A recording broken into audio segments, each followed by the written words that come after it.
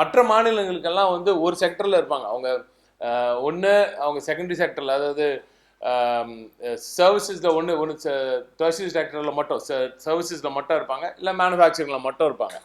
இப்போ நீங்கள் குஜராத்தே எடுத்துட்டிங்கன்னா பார்த்தீங்கன்னா அவங்க பெரிய லெவலில் மேனுஃபேக்சரிங்லாம் சொல்லுவாங்க. மகாராஷ்டிரா ஓரளவுக்கு மேனுஃபேக்சரிங் சொல்லுவாங்க, ஓரளவுக்கு தான் சர்வீஸ் இருக்கும். ஆனால்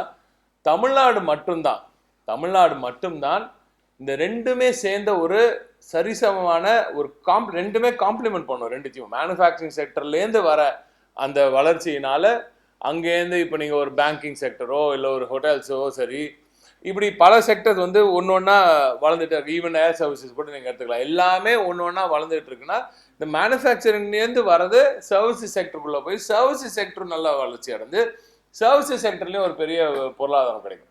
ஆனால் 9% இன்னைக்கு இண்டஸ்ட்ரி வளர்ந்துருக்குன்னா அதற்கேற்ப ரெண்டுமே காம்ப்ளிமெண்ட் பண்ணிக்கிட்டே இருக்கு. ரெண்டுமே அந்த இங்கேருந்து இங்கே ரெண்டு செக்டர்லையும், டெர்ஷியரி செக்டர்லையும் செகண்டரி செக்டர்லையும் ரெண்டுமே சேர்ந்து இந்த வளர்ச்சி கிடைப்பதனால் இந்த தமிழ்நாடு ஒரு தனித்துவமிக்க ஒரு மாநிலமாக, ஒரு மிக பிரம்மாண்டமான மாநிலமாக, நம்பர் 1 மாநிலமாக இங்கே இன்று திகழ்கிறது.